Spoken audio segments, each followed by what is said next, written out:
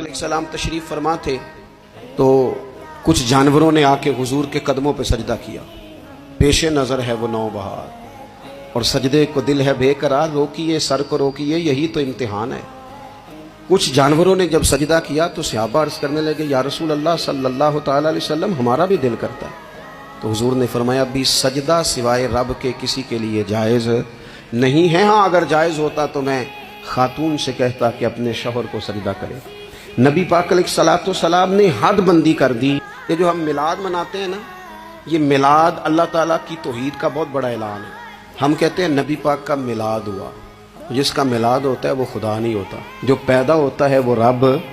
जब हम मिलाद मना रहे होते हैं तो हम ये बता रहे होते हैं भाई हुजूर खुदा नहीं, हुजूर तो 12 रबीउल अव्वल को पैदा हुए।